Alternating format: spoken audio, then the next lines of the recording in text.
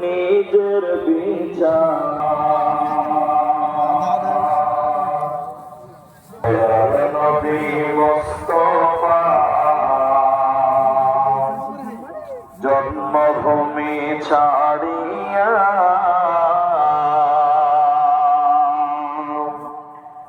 আলীকে শুইয়ে নিজের বিছানা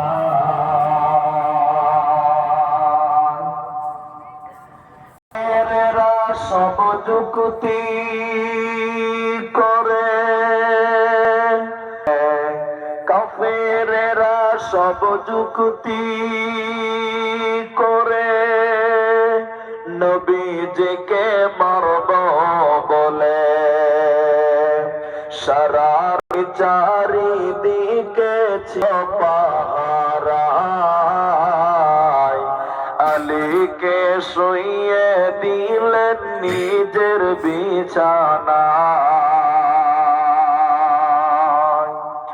দয়ার নবী জন্মভূমি ছাড়িয়া দিলেন নিজের বিছানা তাই নবীজি গভীর রাতে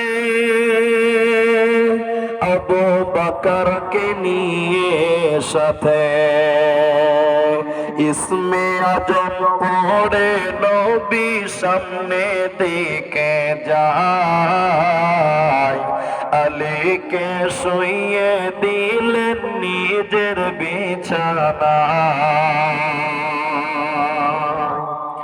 কাফেরেরা সব জানতে পারে নবীজি নাই আপন ঘরে সেই খবরটি শুনে তারা চারিদিকে ধায় আলীকে শুইয়ে দিলেন নিজের বিছানা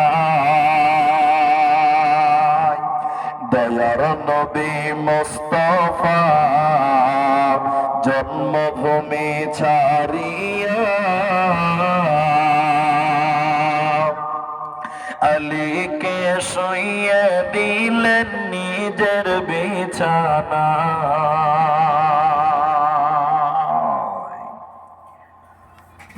উপস্থিত চলমান সভার সুযোগ্য সভাপতি স্টেজে ওলামায়ে কেরাম অতিথিবৃন্দ সামনে বসে থাকা দিনদার ইমানদার মুমিন ভাই সকল দোয়ার কান্টারি মুরব্বী সমাজ স্নেহের কচি কাঁচা পর্দার অন্তরালে বসে থাকা মুমিনা সলেহা মা ও বোনেরা প্রাণ প্রিয় অলিপুর কাটিহার বাসী সর্বাগ্রে সে মহান আল্লাহ তাবারক ওয়া তাআলার প্রশংসা জ্ঞাপন করি যে আল্লাহ তাবারক ওয়া তাআলা আমাদেরকে এক কবরস্থান কেন্দ্রিক আয়োজিত মাহফিলে বসিয়ে কোরআন এবং হাদিসের আলোচনা করার আপনাদের শ্রবণ করার যিনি তৌফিক ইনায়াত করেছেন সেই মহান মুনিবের দরবারে শুকরিয়া আদায় করি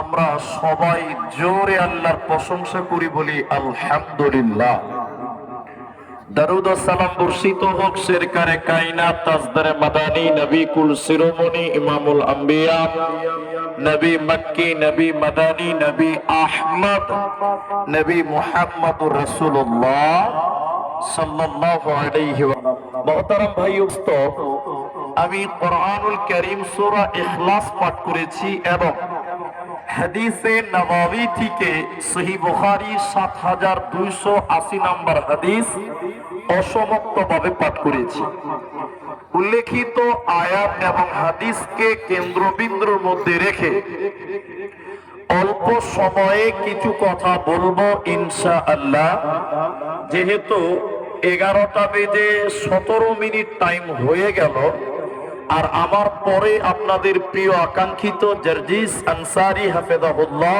তিনি আসবেন অতএব বেশি সময় আমি হয়তো বা পাবো না আর এটা যেহেতু কবরস্থানের জালসা, সে আমাকে একটু ধ্যানে রাখতে হচ্ছে। আমি বেশি সময় নষ্ট না করে আমি আমার আলোচ্য বিষয় আপনাদেরকে নিয়ে যাব। শুধু এতটুকু কথা বলি, কমিটির ছেলেরা, যুবক জওয়ানেরা গতকালকে আমাকে বলেছিল যে কবরস্থানের জালসা, কবর সম্পর্কে বয়ান করবেন। কিন্তু আমার মনে আছে যে আপনাদের অত্র এলাকায় কিবালা, এই যে কিবালাতে আমি এসেছিলাম, সেদিন কবর সম্পর্কে বয়ান করেছিলাম। আজকেও যদি ওইটাই বলি তো অনেক লোকের মন খারাপ হবে যে ওইটা তো সেদিন শুনলাম, আবার ওইগুলোই বলছে। তাই আমি বাধ্য হলাম যে আমার বক্তব্যটা চেঞ্জ করলাম, কারণ এখান থেকে শুনলাম 4 কিলোমিটার 5 কিলোমিটারের মতন ডিফারেন্স, এই জন্য বক্তব্যটা চেঞ্জ করলাম। আমি আপনাদের সামনে যে হাদিস এবং কোরআন পেশ করেছি, সেই বিষয়গুলোকে স্বল্প টাইমে মহিলা, নারী, মা বোনদের ব্যাপারে কিছু কথা বলবো ইনশাআল্লাহ। আলাইহি তাওয়াক্কালতু ওয়া ইলাইহি উনীব। আজকে জালসাতে মেয়ে মানুষ আছে তো? মা বোনেরা নাই? আছে, অনেক আছে। তো যেখানেই হোক, যেহেতু ক্যামেরা আছে, তাদের কাছে পৌঁছে যাও। আল্লাহ তাবারাক ওয়া তাআলা মেয়েদেরকে সৃষ্টি করেছেন মেয়েদের মতো, পুরুষদেরকে সৃষ্টি করেছেন পুরুষদের মতো। কিন্তু পৃথিবীতে অনেক মানুষ তারা দাবি করে যে নারী পুরুষের সমান অধিকার দিতে হবে। এটা কিন্তু অনেকে দাবি করে, যদিও এই দাবিটা সম্পূর্ণ ভুল, দাবিটা ঠিক নয়। আল্লাহ মেয়েদেরকে যথাযোগ্য সম্মান দিয়েছে, যতটা দেওয়া দরকার ততটাই দিয়েছে, তার বেশি আল্লাহ দেননি। পুরুষদেরকে পুরুষদের যতটুকু প্রয়োজন ততটুকু আল্লাহ ইজ্জত দিয়েছে, সম্মান দিয়েছে। কিন্তু আল্লাহ তাবারাক ওয়া তাআলা বলেন, ওয়াখালাকনাকুম আজওয়াজা, আমি আল্লাহ তোমাদেরকে সৃষ্টি করেছি জোড়া জোড়া। এটা নারী, একটা পুরুষ, এটা শিশু, একটা বৃদ্ধ। তো মেয়েদেরকে সৃষ্টি করার পর আল্লাহ কিছু মেয়েদের স্পেশাল ইবাদত বলেছেন। আল্লাহ পুরুষদেরকে সৃষ্টি করার পর আল্লাহ পুরুষদের কিছু স্পেশাল ইবাদত বলেছেন। তো মেয়েদের যত ইবাদত আছে তার মধ্যে একটি হলো পর্দা। ফরজ পর্দা না করলে জাহান্নাম, করলে নেকি, না করলে জাহান্নাম। আল্লাহ তাবারাক ওয়া তাআলা সেই নারীদের পর্দার ব্যাপারে তার নবীকে বলছেন। আল্লাহ কোরআনে বলেন, বিসমিল্লাহির রহমানির রহিম, ইয়া আইয়ুহান নাবিয়্যু কুল আজওয়াজিকা ওয়া বানাতিকা ওয়া নিসাইল মুমিনিন। আল্লাহ তাবারাক ওয়া তাআলা বলেন, হে নবী আপনি বলে দেন আপনার বিবিদেরকে, হে নবী তুমি বলে দাও তোমার বিবিদেরকে, স্ত্রীদেরকে বলে দাও, ও বানাতিকা আপনি আপনার মেয়েদেরকে আপনি বলে দেন, ও নিসাইল মুমিনিন আপনি মুমিনদের মেয়েগুলোকে আপনি বলে দেন।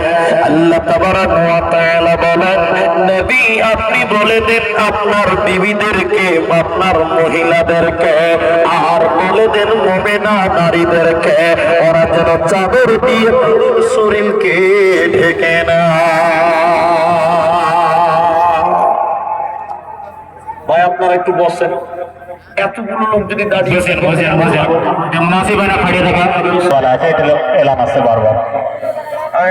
বসেন, আর এই রাস্তাটা যারা পার হচ্ছে